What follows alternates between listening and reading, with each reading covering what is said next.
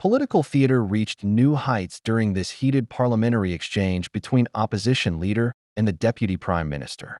The debate centered around a controversial welfare bill that has divided the governing party, with 122 members openly opposing their own government's legislation. Speaker, it is a pleasure to stand opposite the Right Honourable Lady.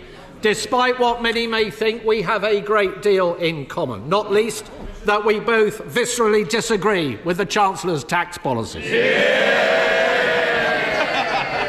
And it is great to see the Right Honourable Lady standing in temporarily for the Prime Minister for the second week running, although I know there are many sitting behind her who wish this was a permanent arrangement. Indeed, Mr. Speaker, you will find many of their names amongst the 122 who have signed up to oppose the government's welfare bill. They say that the bill is dangerously rushed and ill thought through. So can the Right Honourable Lady explain why she thinks that she is right and 122 of her own colleagues are wrong? Deputy Prime Minister. Well, first of all, Mr. Speaker, it's nice to face the latest wannabe at the dispatch box. I'll tell the Right Honourable member why we're pressing ahead with our reforms, and that is because we're investing £1 billion into tailored employment support, a right to try to help more people back into work, and ending reassessments for the most severely disabled who will never be able to work. Mr. Speaker, we won't walk away and stand by and abandon millions of people trapped in the failing system, left behind by him and his colleagues. Well, Mr. Speaker, the Right Honourable Lady completely sidestepped my question. She can't even defend her own government's policy. Can she at least assure the House that the vote on Tuesday will actually go ahead? Deputy Prime Minister. Mr. Speaker, I don't know if he sort of listened to what I said because I was reading off the script, but what I can tell him, and I don't need the script, we will go ahead on Tuesday. Well, there you have it, Mr. Speaker. There will be a vote in this House on Tuesday on the welfare bill, although many on the back benches could be forgiven for thinking they've heard this before with the winter fuel payment, where they were marched up the hill, and we all know where that story ended. But, Mr. Speaker, on this side of the House, we are absolutely clear. We will help her to get their bill through if they can commit to actually reducing the welfare bill and getting people off benefits and into work. Can the Right Honourable Lady make that commitment right now? Yes or no? Well, if ever we needed a reminder of the party opposite having no shames, it's their demands for this bill, Mr. Speaker. He demands a programme to help people into work, exactly what this bill does. After he left 1 in 8 young people out of the economy, he demands no new taxes from the party that raised taxes to record levels, and he demands further welfare savings, Mr. Speaker, from the man who was in charge as the welfare bill absolutely ballooned.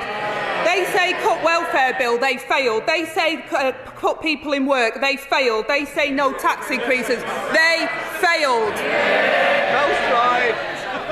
Mr. Speaker, I'm afraid the Right Honourable Lady has clearly not read her own legislation. The bill will see the number of people on welfare rising for every single year going forward. There is no commitment from the Right Honourable Lady to cut the number of people on welfare.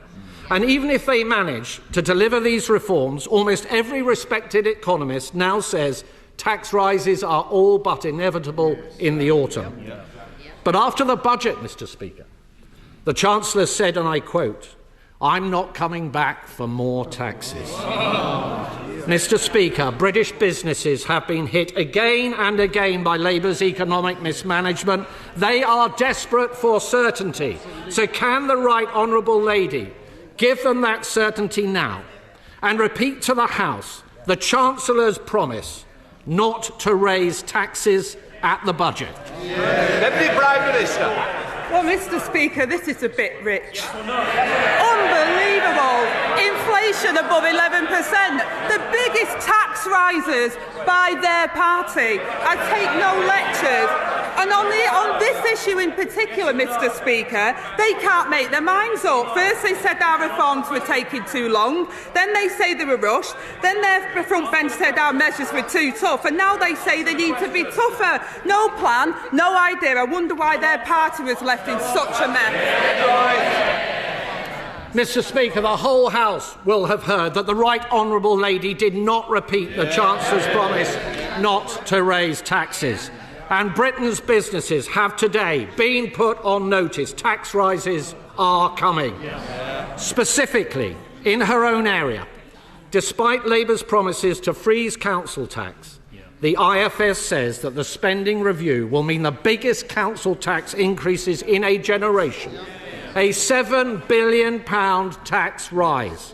And yet the Chancellor and the Prime Minister have repeatedly claimed that the government will not raise taxes on working people. So can I ask the Right Honourable Lady, why doesn't she think that council tax is paid by working people? Deputy Prime Minister. Again, Mr Speaker, I think they've got an absolute nerve when council tax rose every single year under their government. In fact, Mr Speaker, I had to turn down the Tories on the LJ who wanted me to take away the precept to make sure that they could raise taxes above the 5%. We've kept it there, Mr Speaker, while delivering money for local government where they had austerity, put taxes up and ruined the British economy. Well, Mr Speaker, when you cut out the blather, isn't the reality that this Labour government has condemned us to higher taxes, more debt, fewer jobs, more pain for businesses right up and down our country? Borrowing up, unemployment up, inflation up. Yet the Right Honourable Lady tells us the government's plan is working. It's not just me who isn't convinced, Mr Speaker. The people behind her are not convinced either. And neither are the public. In fact, Mr Speaker, I'm not even sure if the Right Honourable Lady herself is convinced. So can I ask her, isn't she just a little embarrassed to be defending policies she doesn't even agree with herself? Deputy Prime Minister. Mr Speaker, I'm embarrassed every week that somebody comes here from their opposition who doesn't apologise for the mess they left this country in. There was one party that crashed the economy and left families paying the price. We're putting working people first, Mr Speaker. I'm proud. We've got a huge boost to the minimum wage, the biggest uplift to affordable housing in a generation, and expanding free school meals to 500,000 children.